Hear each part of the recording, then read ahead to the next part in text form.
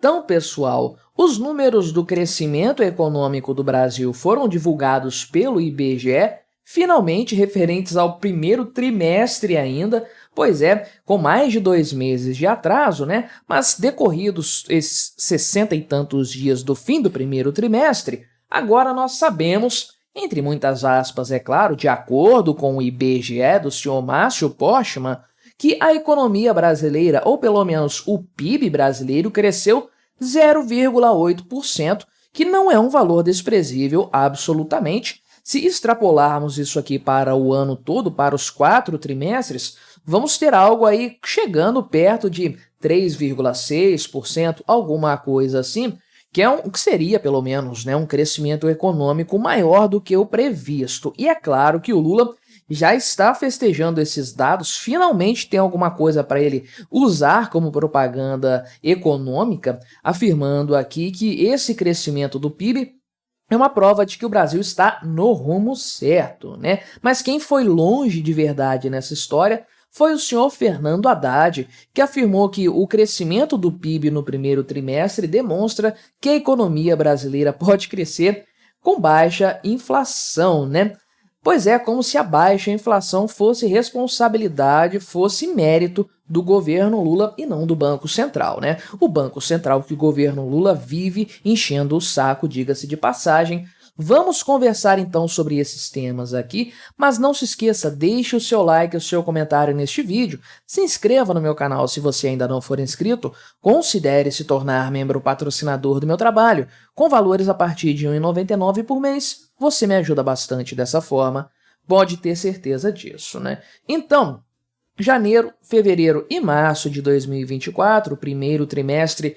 De acordo com o IBGE, dados divulgados hoje, dia 4 de junho, dia que eu gravo este vídeo, né, a economia brasileira, ou melhor, né, a soma das riquezas geradas ao longo desse período, representou um aumento de 0,8% na comparação com o trimestre encerrado em 31 de dezembro do ano passado aí, né? Então, os principais itens que puxaram esse crescimento econômico foram a agricultura e o comércio, né? E alguns outros itens relacionados a importações que também contam para isso aí. O cálculo do PIB não apenas é complexo, como ele é estranho em vários aspectos. Tem inclusive a questão da atividade pública, né? Investimentos públicos, gastos públicos, que entram nessa história aqui e tudo mais. E é claro, né, que nós sempre temos que levar em conta aqui, sempre levar em consideração o fato de que é o IBGE. O IBGE é controlado hoje pelo Márcio Postman, que deve ter cortado um dobrado para conseguir apresentar esse número econômico aqui, né? É um bom dado, é um bom indicador? Por si só, sim, analisado de forma particular, sim, é um bom número, um bom crescimento, igual eu falei. Se isso aqui se mantivesse em todos os 4 trimestres desse ano, nós teríamos 3, alguma coisa por cento de crescimento econômico, sendo que hoje as melhores previsões apontam aí uns 2% de crescimento. Ou seja, é quase um consenso de que isso aqui não vai se manter. Só que existem alguns problemas ainda acessórios além das previsões, né? Por exemplo, a questão do Rio Grande do Sul hoje. Isso é claro que a tragédia lá vai representar um decréscimo da atividade econômica no Brasil que ninguém sabe mensurar ainda. Realmente não tem como se chegar a um veredito a respeito desse assunto, mas que vai impactar o crescimento econômico, isso vai. E a grande questão que fica é: será que esse crescimento econômico do primeiro trimestre vai ser suficiente para, pelo menos, compensar uma possível queda desse PIB no segundo trimestre, já considerando a situação no Rio Grande do Sul?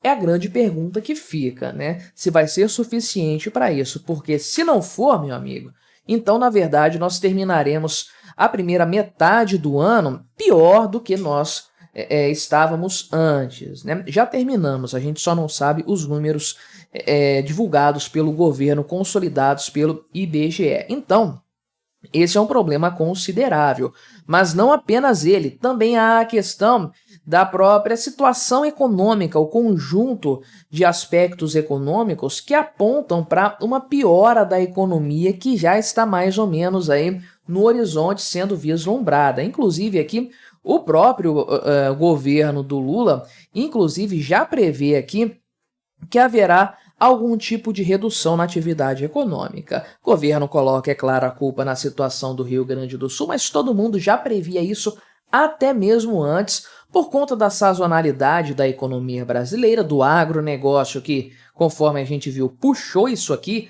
mais de 11% de crescimento, né?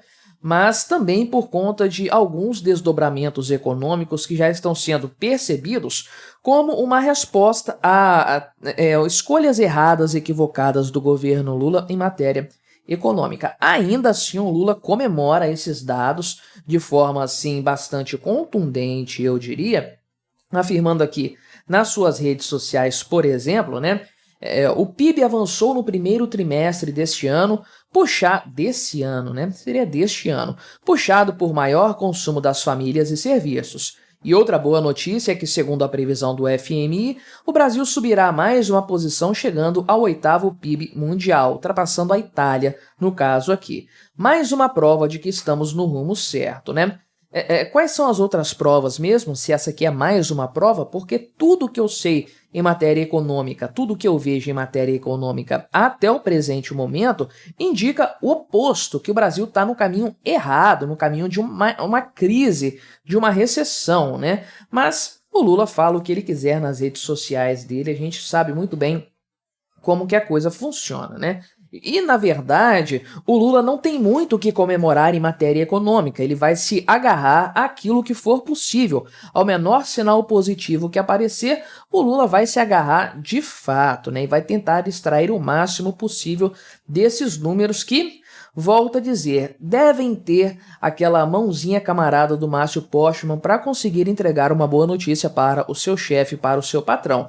Mas eu não desconfio que a economia brasileira cresceu alguma coisa assim nesse primeiro trimestre, né? Mas volto a dizer, o PIB tem um cálculo muito do esquisito, né? Além do Lula, o Fernando Haddad afirmou, tudo isso aconteceu hoje, a divulgação dos dados e as afirmações, né? Ele tá lá em Roma, mas não deixou de falar a esse respeito aí, né? E ele afirmou o seguinte, que no ano passado crescemos com a inflação caindo e neste ano continuamos crescendo com a inflação caindo. Inflação caindo? Você tem visto isso, inflação caindo? Eu tenho visto a inflação aumentando, especialmente no decorrer desse ano de 2024, a inflação está bastante incômoda. Não sei de onde que o Fernando Haddad está tirando esses números aqui, né? Mas ele diz que esse deve ser o objetivo da política econômica. Não estamos descuidando de uma coisa ou de outra, estamos gerando emprego e de olho na inflação, né? Então, é uma cara de pau realmente, uma hipocrisia do Fernando Haddad falar nesses termos, uma vez que o governo Lula tem batido de frente com o Banco Central, que a duras penas tem se mantido firme em sua política monetária, que é exatamente aquilo que está conseguindo conter a escalada da inflação. O Brasil ainda está com uma inflação bem tranquila, quase nível europeu, por conta do bom trabalho do Banco Central, não é por conta das políticas do governo Lula que estão agindo em contrário, né?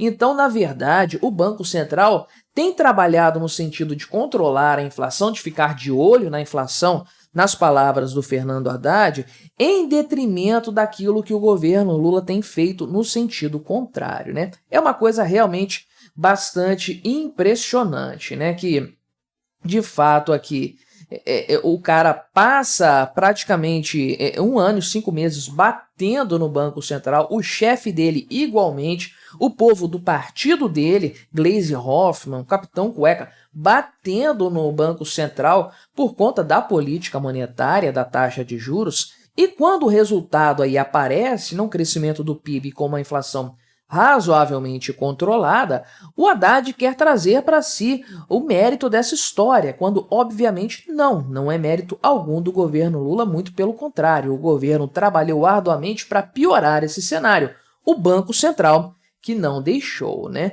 Mas, de forma geral, o que a gente pode observar é o seguinte: números do PIB são enganosos e, a depender de como for o segundo trimestre, essa situação, por mais positiva que ela seja, ainda que seja esse valor de 0,8% de crescimento aqui, é bem provável nós vejamos uma retração da economia brasileira nesse período.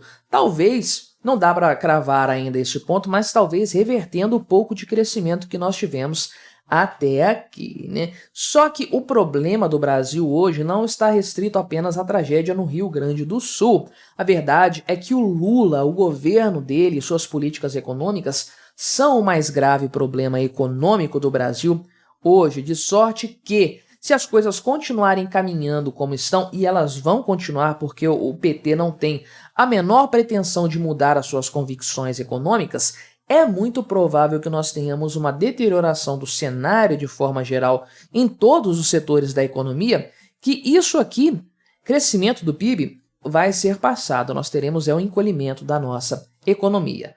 Mas me diga aí o que você achou dessa história, colabore com o nosso debate, se inscreva no meu canal se você ainda não for inscrito e até a próxima.